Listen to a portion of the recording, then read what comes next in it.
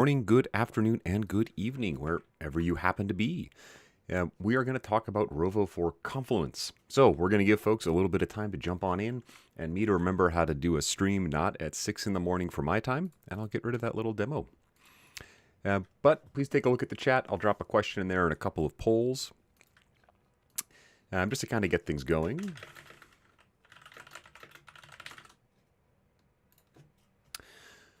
And make sure I have all the right stuff set up. If you have seen me in one of these before, this will be a little bit different. I had some help with the deck, so it'll look a lot more, I'll say, professional. I am able to make my own decks, but when someone else creates them who knows what they're doing, it makes me so happy.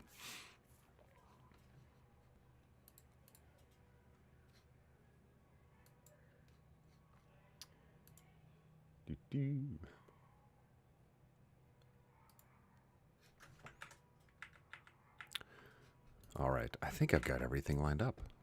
Look at me go. All right, I'll give folks another couple of minutes. We don't have too many people right now, so I want to make sure folks have an opportunity to jump on in.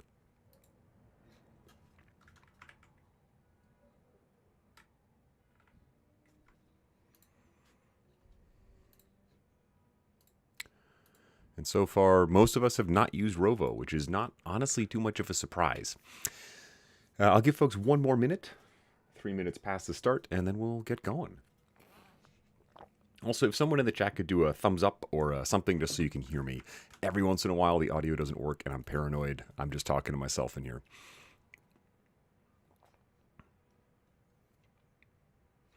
All right, we're going to get started. Just a quick note on interactivity. We are on YouTube. It's great. You can all see and hear me wherever you happen to be.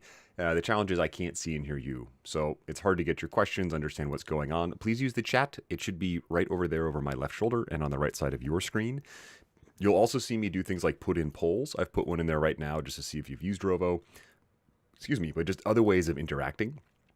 Please put your questions in the chat. Let me know what you want me to back up or show more of, and I'll also be asking you for some input to help me figure out where should we go with this event. There's a lot of different places we could go with Rovo, so I want to make sure you get some the most benefit out of this as possible. All right, so welcome to Rovo. This deck has been provided by Atlassian, which is great. We're going to start out just talking about some high-level things Rovo is capable of doing. So I want to make sure we all understand kind of the basics, especially for those of us who haven't used Rovo yet. It can be kind of intimidating. It's this new AI tool and this agent, and what do those terms mean? And no one knows. So we're going to just level set on some terms and some things that Rovo can do. I do also want to introduce myself. My name is Rob. I do a lot of Atlassian learning events. You'll see me live streaming certification trainings, other topics like Rovo. I've got a YouTube channel. My goal is to help people avoid the need to learn by doing. All of my training was someone just pointing at a screen and saying, that is Confluence, go use it. And that's very hard to learn. I enjoyed it. I just enjoy learning that way. But many people just want to be able to pick up the tool and do their job. You want to be software engineers or finance experts or marketers or whatever you do. I want to help you get there. I can help you get there a lot of ways. This training is one. Also, check out the learning course link down below. I've got a whole site with learning courses on different Atlassian stuff. So what we're going to talk about, just a brief introduction to Rovo. Again, I'll go kind of quick through these basics because these are the more generic things Rovos can do. Where I'm going to be spending a lot more time is building an agent in Confluence. So I have an idea of an agent that could work. We're going to take a look at one and then build one out. And then we'll also talk about some of the other things Rovo can do when you have it. So just our foundation. Where does Rovo start? What is Rovo? What can it do? Now, this diagram can be kind of confusing. It's basically saying Rovo is a connective layer and connective tissue between all of the different things Atlassian can do. So way at the bottom, you'll see this thing called the teamwork graph. This is just a fancy way of saying this is how Atlassian's data is all interconnected. So Atlassian provides this layer that connects all of these different data sources and allows Rovo then to go in there and traverse it. I am probably oversimplifying. I'm not an engineer who builds these things. But this kind of underpins all of their tech stack, all of their apps. And then on top of that, we have these different apps, Confluence, Jira, Studio, automations, etc. And then things like Jira and Confluence. Most of us interact with this at the edges. We're using Jira for our work. We're using Confluence to build our knowledge. Rovo helps us interact with other aspects of it by doing things that a human can do, but it might take time or it might be repetitive. And so Rovo helps in this middle bit by giving us that connection between all these different things, including things that we as humans can't easily use, like this teamwork graph. Now, there's a lot of talk about knowledge discovery. I won't read everything on this slide, but basically, Rovo gives us ways to more easily find information, to get context for answers. So when we do a search, Rovo just doesn't give us the answer. It'll also give us context. It'll say, hey, here's why I found that answer, and here's why it's important. And it lets us dig in and understand. So if we think of earlier uses of these tools, you might get an answer and you can't confirm it if it's right. Rovo helps us overcome that. And it also helps us discover information that we might not otherwise be aware of. For me, this is one of the best use cases in Confluence. Big teams, thousands of people will be constantly adding information, and it is impossible for any of us to know all of that information. So having a tool like Rovo that's connected to all of these pieces means we can more easily pull that knowledge out. And this helps us break down silos. This helps us take better action and be better informed when we do decide to do something. Because we can go ask Rovo about this project or ask Rovo what was the decision in these meetings, and Rovo can just get that for us.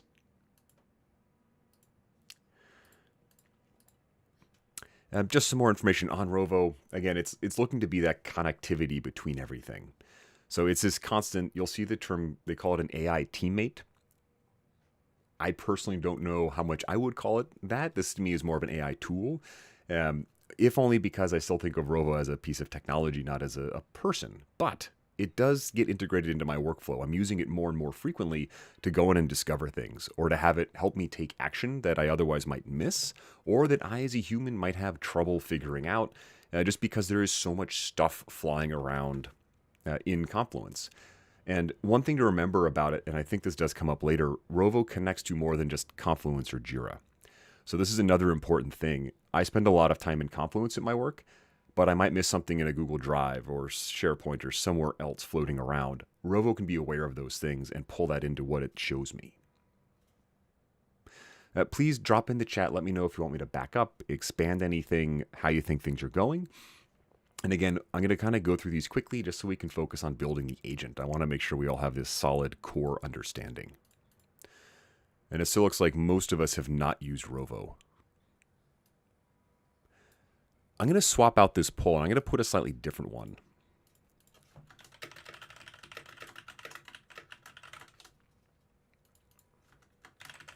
And this question's more around, do you regularly use any AI agent? And the term AI agent, as I understand it, it's a piece of code that uses usually some kind of large language model, what we think of the ChatGPT stuff. But I'll let you define AI agent in this context. For me, it's a tool like Rovo that I can interact with. It feels more like a person than just doing a Google search. But I'm curious how much you all actually use them. I've been using them more and more.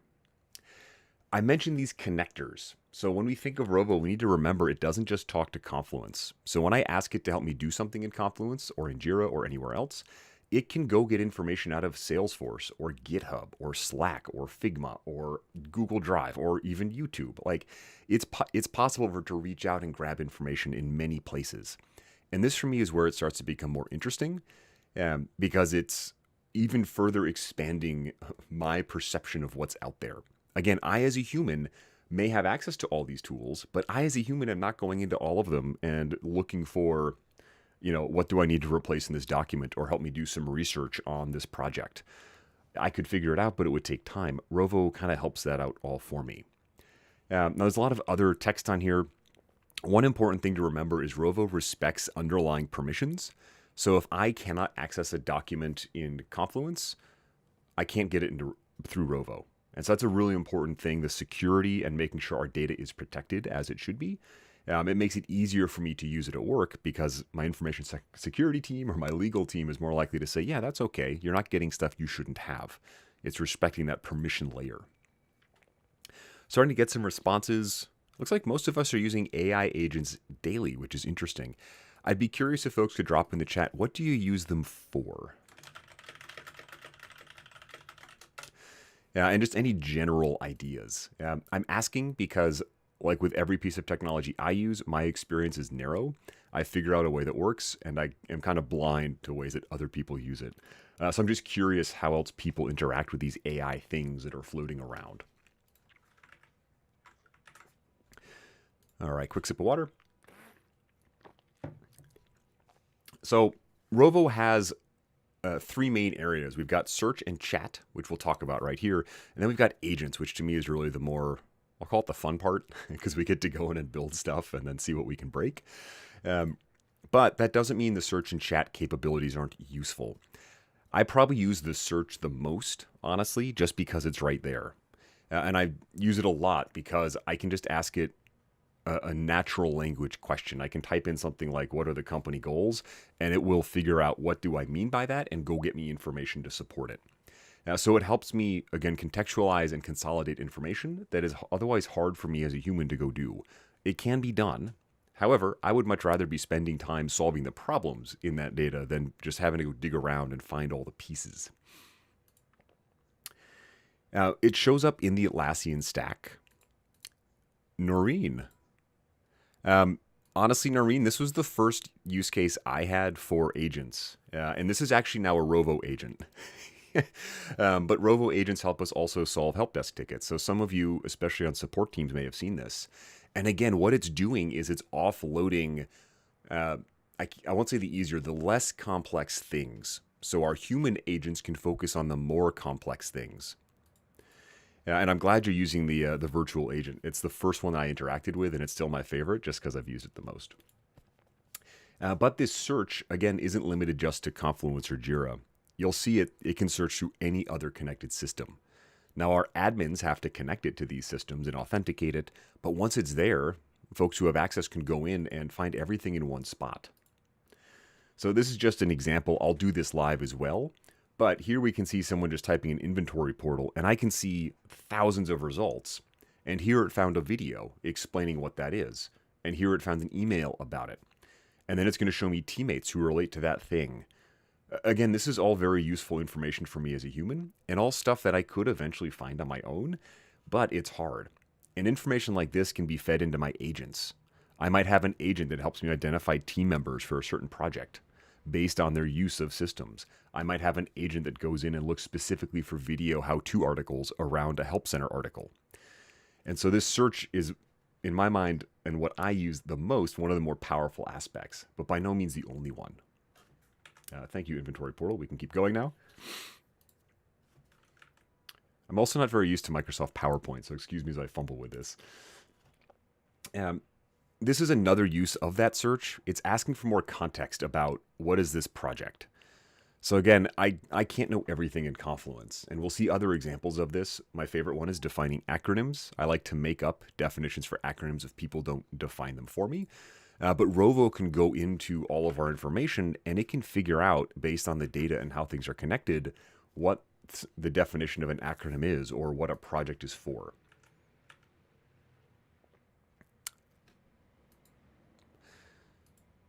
Noreen created an agent for employees and locations to check handbooks.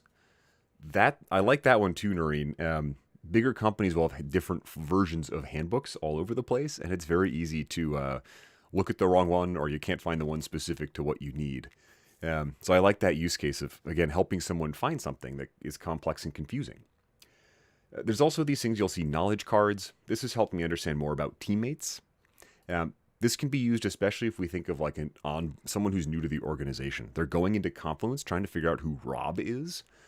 They can use this knowledge card when they search for Rob to figure out, oh, what are they working on? What other information can you share about them? And this is my favorite. This is the definitions. Again, I just like it because if I don't know an acronym, I make up what that acronym is. Here, it's going to give me what it believes it is, and then it's going to give me sources. And again, this context is super important for me. I don't want my team going in and just trusting that the tool is right. I want them critically analyzing it and asking themselves, I don't think that's correct. Why does it think that? Oh no, this underlying page is wrong. Let's go fix it. And so this helps with discoverability, it helps with transparency, and it makes sure my team has the information they need to make informed decisions around their job. I mainly interact with Rovo in Atlassian products. I'm just in there a lot. There is a browser extension though. So if you use Chrome, you can get this extension to interact with Rovo. And again, I'll just keep repeating this. It interacts with non-Atlassian systems as well. So Rovo is again that connection between, in this case, my Chrome browser and everything else. Here we can see it's just using this search feature within it. And we can see results coming in from many different systems. 1.2 million Figma designs? That seems like a lot. Okay. There's also Rovo Chat, and this is where you interact with it. I'll say like a chatbot. Someone's probably going to yell at me for calling it a chatbot. But this is where it's more conversational. You know, the search is like a Google search. The chat's more like, hey, let me know what I need to do tomorrow, or help me figure out what action item showed up in this meeting. We can also interact with agents through chat, and that's how I'll demonstrate interacting with one soon. I use this quite a bit. The example somewhere on screen, finding things like risks or finding action items from meeting notes. I take a lot of meeting notes. I should probably build an agent to help me consolidate them and help identify action items I might have missed. But I can just go in and talk to Rovo like I would ask a person. Now in the chat, here we're seeing just give me a short summary, and it's listing out things and then sourcing it. So again, I as a human am sped up. I don't have to take 10 minutes to read this page. I just put in this quick prompt, and it spits back out, here's what I think. And then I can keep asking it questions. I can keep refining from here. Now we'll see this similar interaction when we build our agent. I'll be able to go in and fire up the agent and ask it to do something, and then it will ask me, oh, do you want to try something else? Or I might have it refine or change its results, or even take a different action. So the chat is also a portal or a way to access these agents and have them do something for us.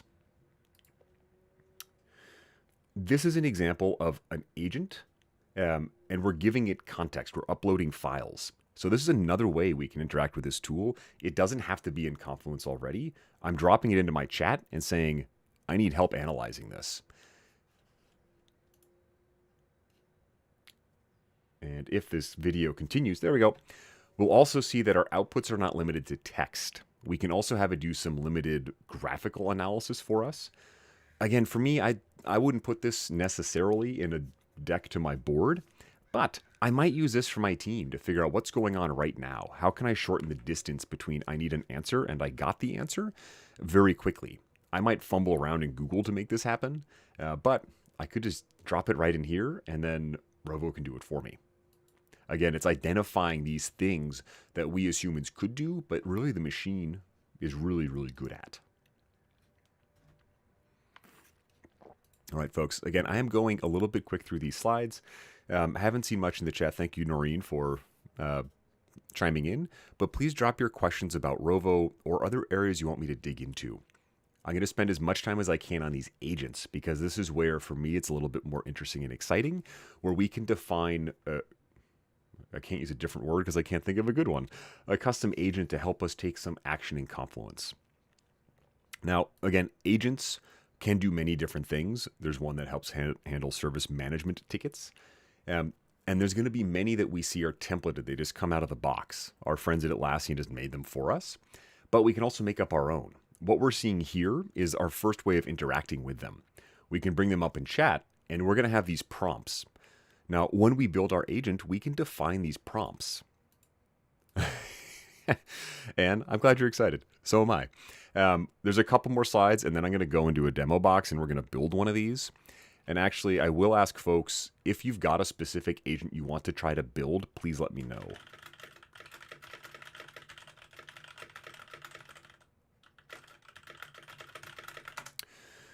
Otherwise, I have a scenario in my head that I will make up. So this particular agent is around project tracking. And what we can do is define its name, but also have this little helper text of what it intended to do. So as people find them, they'll understand, oh, progress trackers to get real-time information. Great. And then I can give people prompts. And that's probably the wrong term, but the agent can start with some questions that we could ask it. This for me is important because with any like sufficiently complex tool, many people are just stuck with, I don't know what it can do.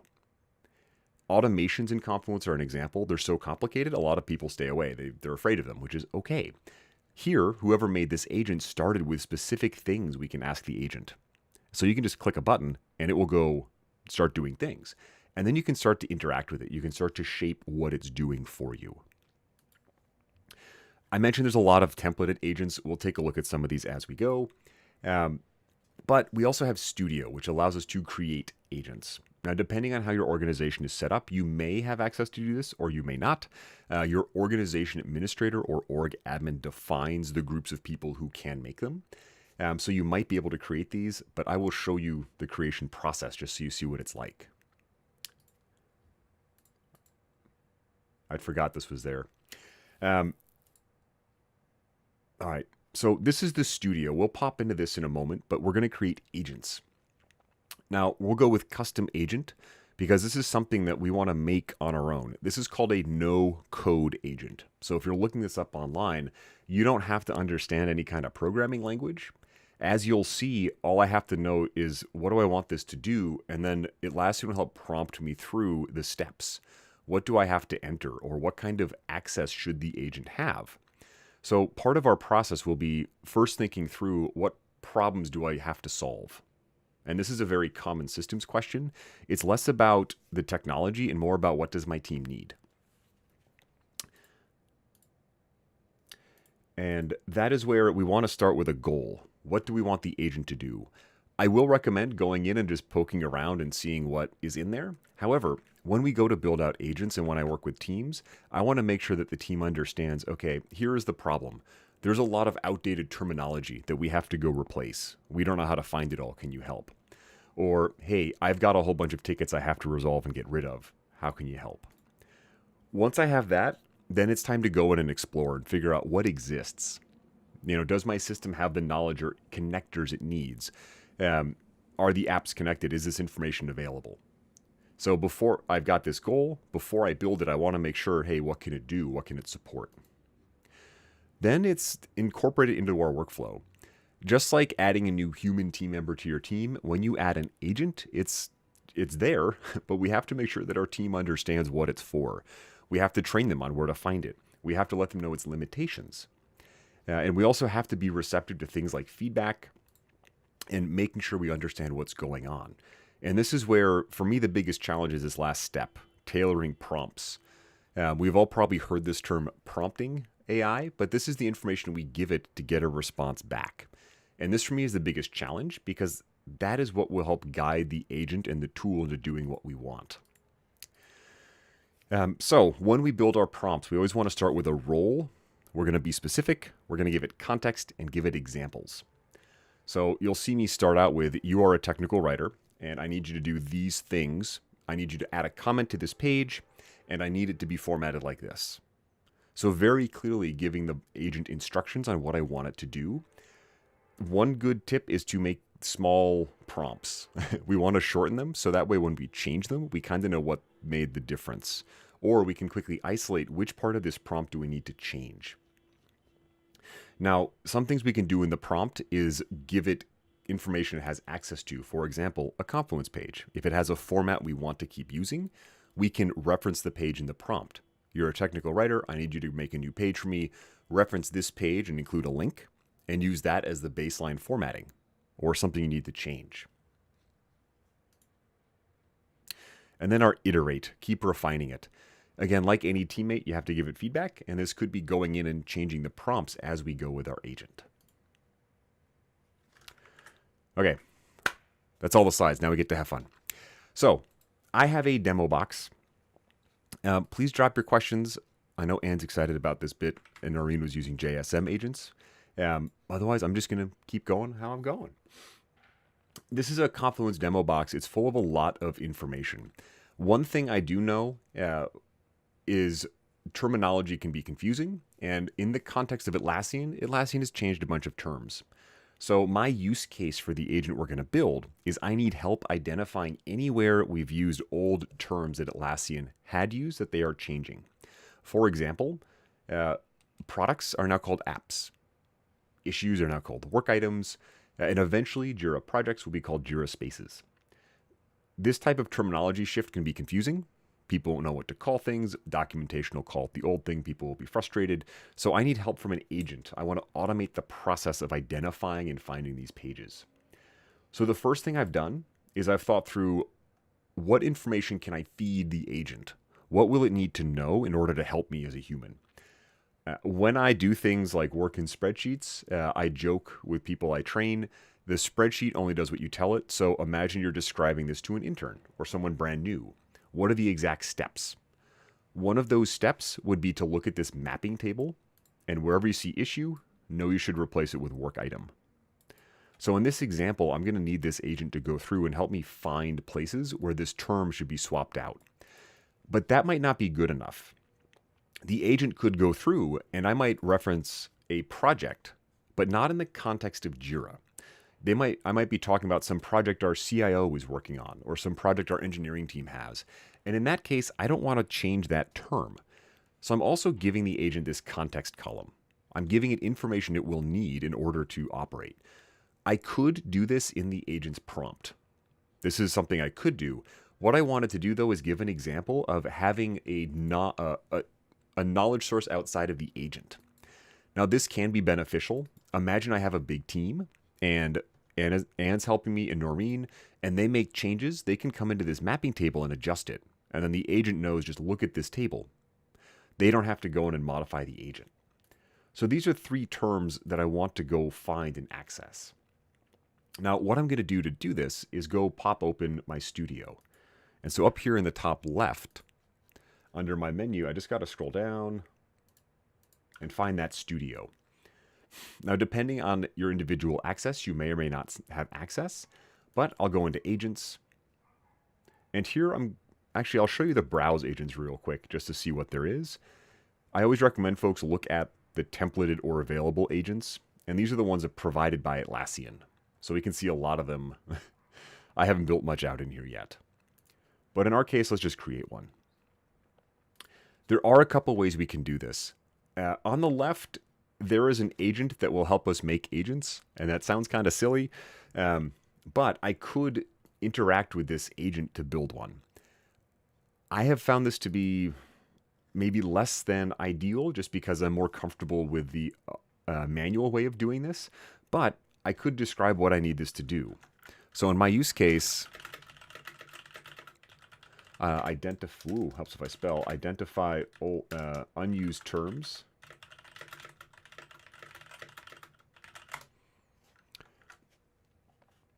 And then I can have an interaction with this agent on building another agent. And it will guide me through this path.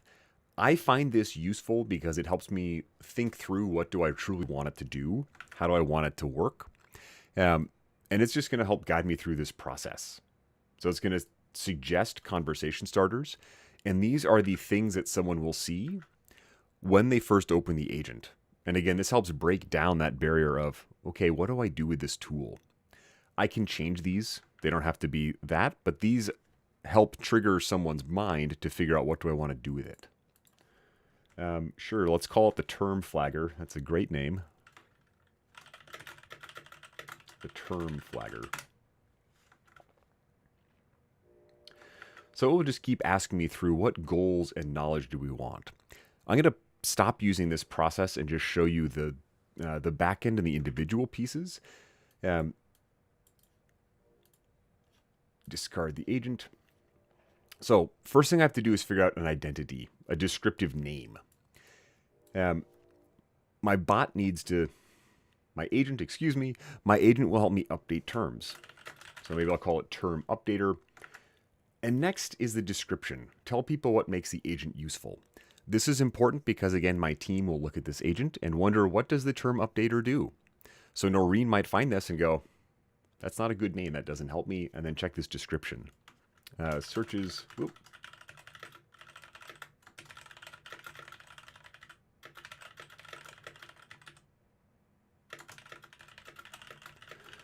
And maybe I'll also have it update the pages.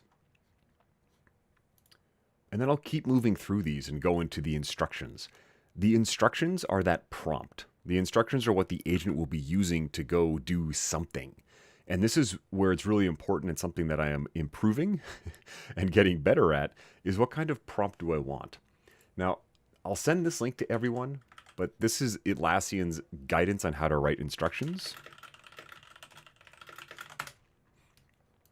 And that's just useful advice on how to handle this. But remember, we want it to give it some kind of role. What is the role of the agent? You're a technical writer. Or maybe I'll change this to, you are a document editor.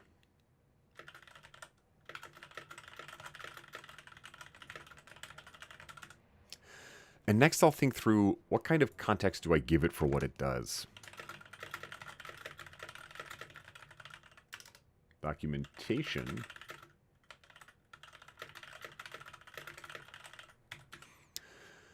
And last, I'll give it this mapping page. So I'll just kind of copy and paste the link.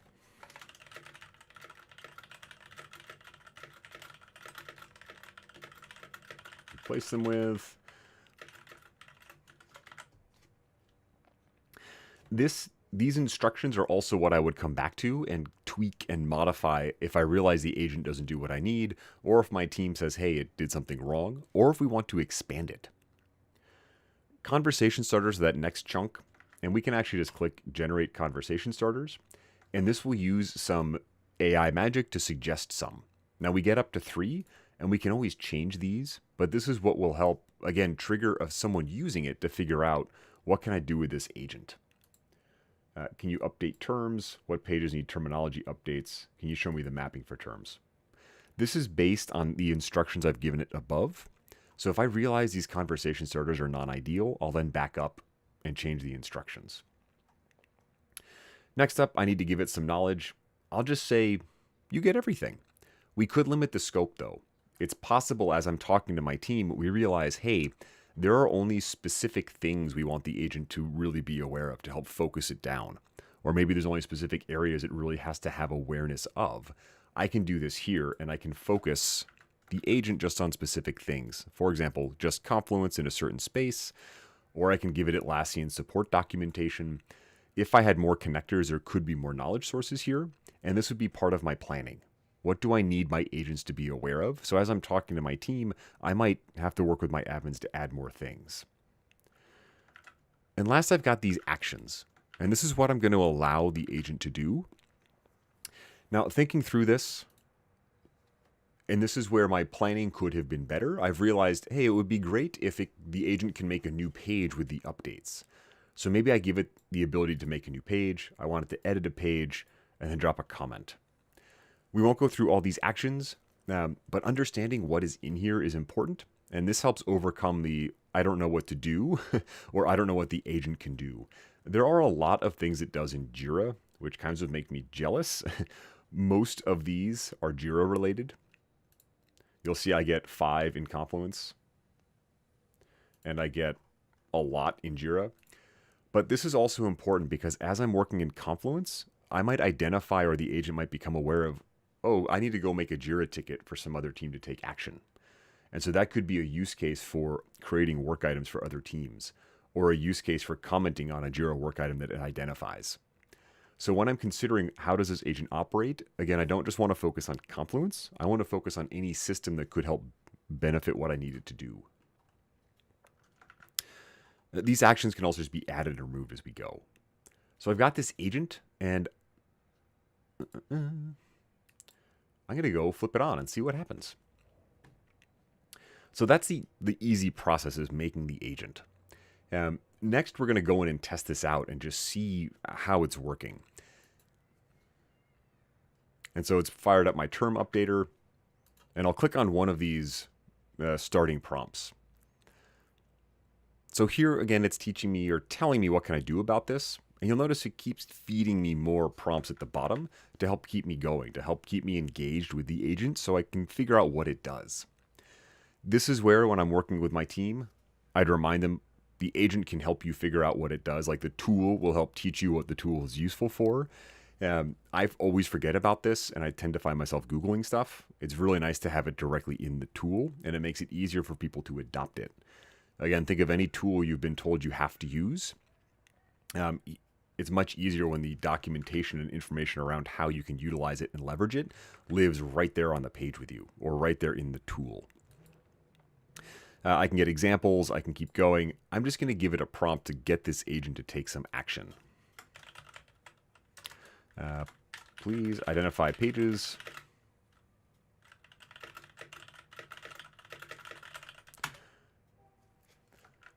Now, this testing process is also important when I'm considering how do I deploy agents, or how do I make sure they get out there. I want to make sure I've tested them out quite a bit. So this also depends on the size of the agent or the scope. I might grab a couple teammates, or this might just be me taking 30 minutes to go in and see if it does what I intend, or to see what other actions or behaviors that come out of it. No pages. I'm going to quickly go check, because I thought I had put a page in here that I knew for sure would get flagged.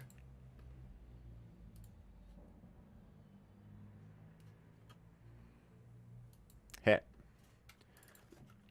While I was testing this earlier, I actually got it to work, and it went through and updated all the pages that I had flagged for you. Great products. Okay. And this is exactly why we test. Please check again.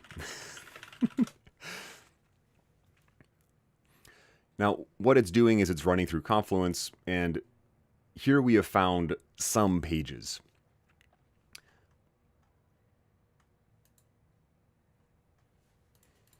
All right, next you're going to do something. So it's saying it's identified all of these pages that use some of these terms. And then it's going to keep running through. Actually, I didn't find it here, or there. I'm just going to feed it this exact page. And I rarely do one of these where I don't trip over either something I forgot to set up, or a new update, or a technical glitch. So thank you all for hanging it in here with me, and thank you for finding some of the humor in it. Please review this page. Let's see if I can force it to look at this one page.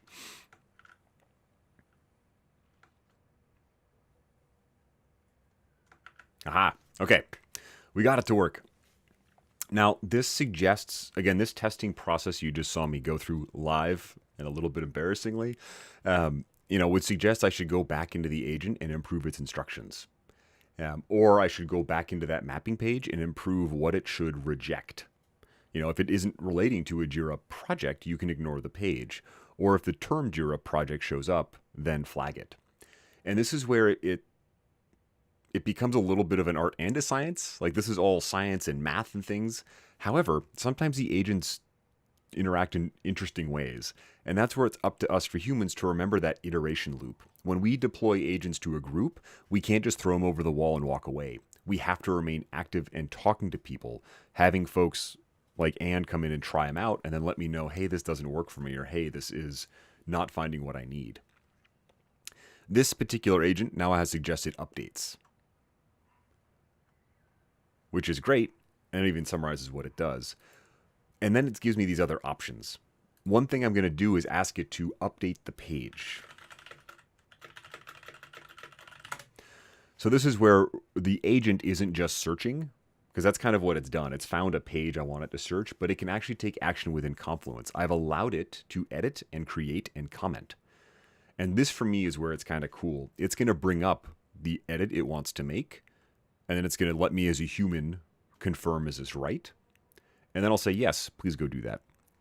Now, in this case, it's appending the content. I haven't been able to make it update in place, which could be maybe we don't want that to happen.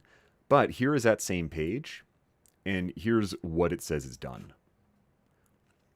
This is a very small scale example, but something that I frequently run into when I work at larger organizations, terminology shift or change. And having a tool like this that can go in and identify pages that have to be updated is great. One other thing I can ask it to do is come back and say, please add a comment, and see if I can have it leave a comment for whoever owns the page to go do the update. And so in addition to like doing the update, maybe I don't want that to happen. Maybe instead I wanted to drop a comment on there to remind whoever owns the page to go take this action. And this is where it can fit in a little bit more with process and how I want to operate. It depends on what I want the agent to do, which is a large part of my planning. Now down here at the bottom, I've got this nice comment detailing, here's what I think should happen. Excuse me, quick water break. All right, team, questions, concerns, queries, anything else you want me to dig into before I keep just blathering on about this particular agent? I've mentioned a couple times the process around deploying these. This for me is really important. I frequently see groups, and this is not just for Rovo, but turn on a new tool, and then they wonder why it isn't received well. And that's where we have to remember our planning, identifying our use cases. You know, I identified this as a good use case because this is my little demo box. Okay, great. But I would want to identify these use cases and then give them to my team to take a look at. Hey, Noreen, hey, Ann, did these make sense to you? Oh, I forgot one. Oh, let's not do that one.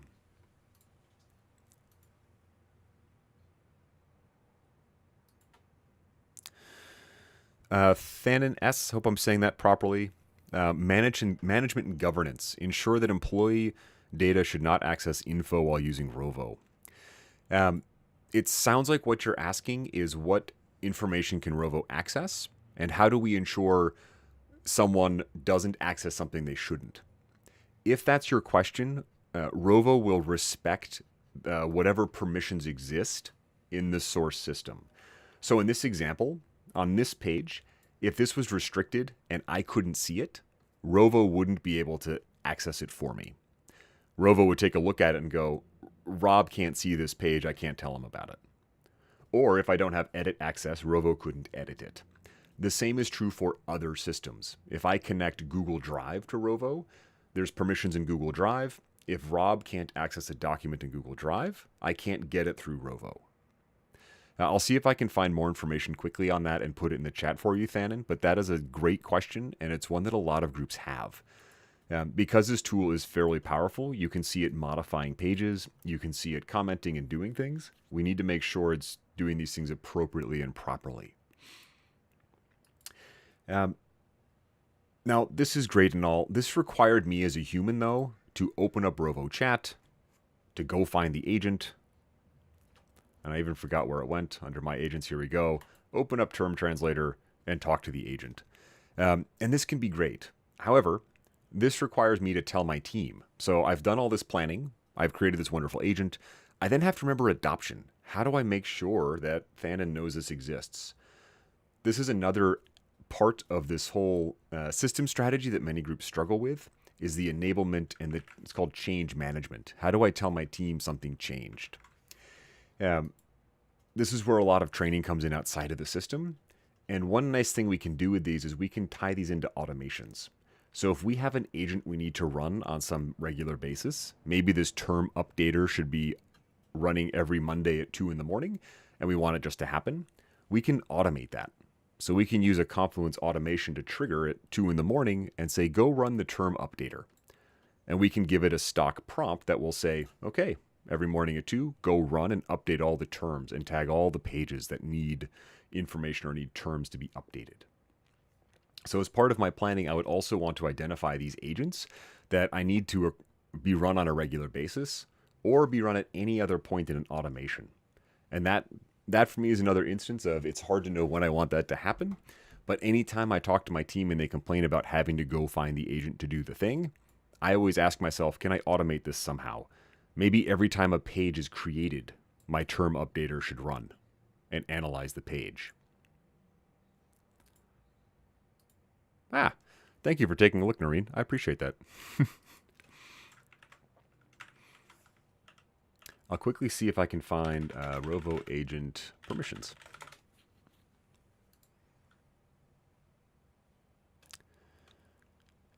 I will try and do a follow-up. I don't want to waste too much time trying to find the exact link, but I'll see if I can send out a follow-up to everyone on the specifics of Rovo agent access and how it respects the permissions of the user.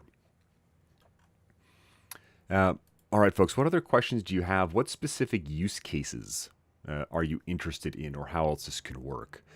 Again, Rovo can edit content within Confluence. It can create it. It can comment on it.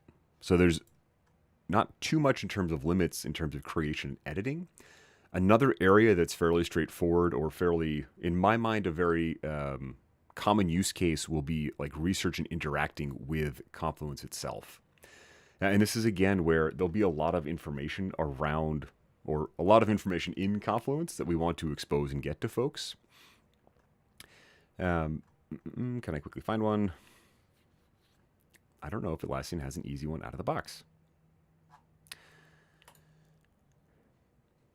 One I do find use in is the translation. So again, identifying the use case of I need to translate this into another page or another language, I can then feed that back in. All right, folks, kind of quiet in the chat. I'm about at the end of this particular presentation, so please let me know in that chat. I'll give you a couple minutes. But I do want to thank you all for sticking around with me. First time I've done one of these, not at 6 in the morning, so I appreciate folks joining me when the sun is up.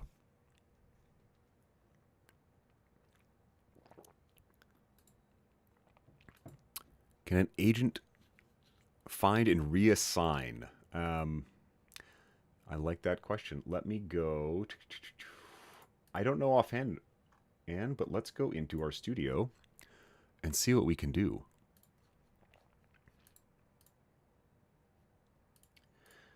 Orphan content is definitely not an uncommon challenge. What do we want to call this? Orphan content assigner. That's probably a terrible name.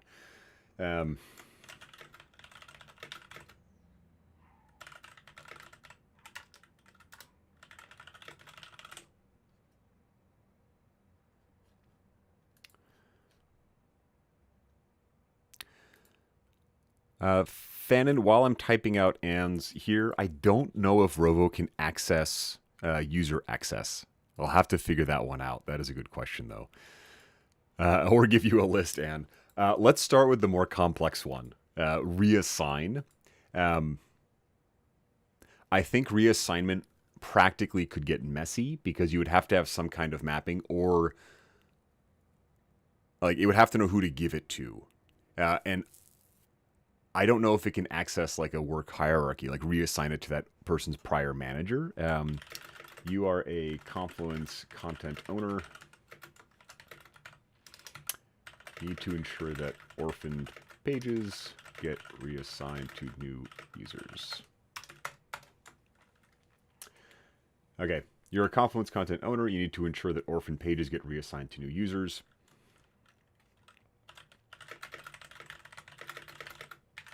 Pages without active owners. You should suggest new owners, ideally that person's manager. If not, Robert Hume. So what I'm trying to get it to do, and this is what I struggle with, is what's the correct prompt for this?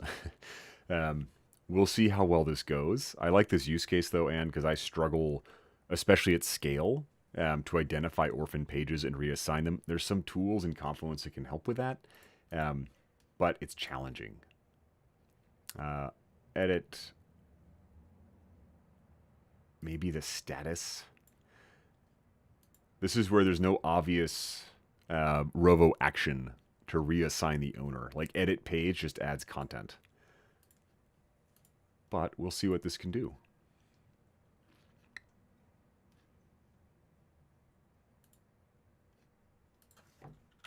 Yeah. List of any orphan page.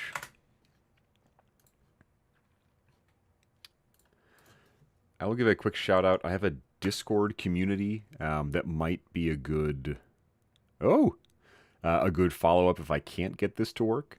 This is about 220 folks who talk about Atlassian topics. I've got a lot of really smart friends in there who help me out. But, okay, let's see if these are actually orphaned. Alana Grant. I think Alana is active.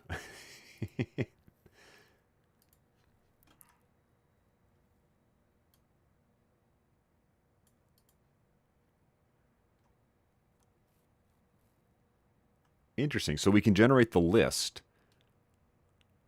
It's like flagging me, though, as inactive. Let me ask a follow-up. How do you define an orphaned page? No active owner, no recent updates. Okay. So what we might do here, Anne, is give it a very clear definition of orphaned. You know, an orphaned page is only one without an active owner, or an orphaned page is only one that has no inner outbound links to find. So I'd go back in and I would just update the instructions.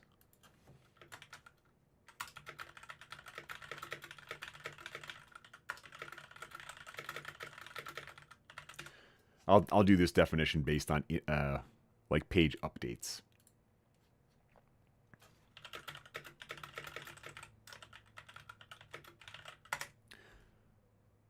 Now, this is also something, Anne, where you can automate something like this. So when we get to a point where the agent is successfully grabbing that list of orphan pages, you could schedule an automation to run every month and then email you or take some action based on that.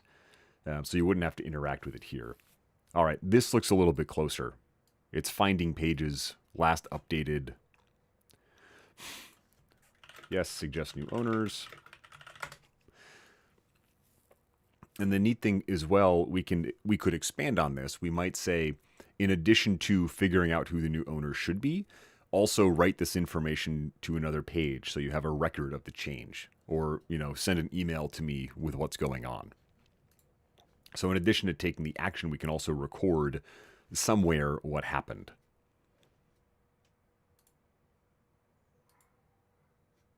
For sure. I'm glad I could answer a real world thing. It's always a struggle to come up with stuff to demo. So this is our next step. It's suggesting an owner, and it's saying Rob's the fallback, but it's found a new one. This might be a problem of the demo instance I'm in, but it's suggesting Alana Grant in a lot of places. So again, this is a demo box. It does not reflect reality in the best way, but I might say, please reassign the pages. Well, let's see what it does. Now we can iterate on this. Oh, I cannot reassign Confluence pages. Okay. Now, the neat thing about this is it's smart enough to ask me, what should I do? Add a comment, add a note to the page. What should happen next? But it looks like, Anne, we can get to a spot where maybe we change the prompt. Then create a CSV of all the information.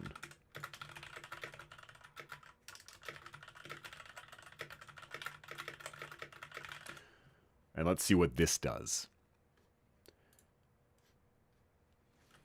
Get me a list of orphaned pages.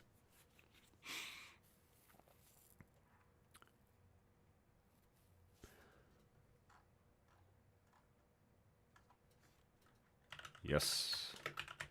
Okay. If you can grab a screenshot to this, Anne, in that Discord, I'll drop it. I could also put in a follow-up to the whole group. But this should get you towards what you need, that ability to just get this list of things. And what I'm having it do right now is seeing if I can get it to spit out a CSV for me.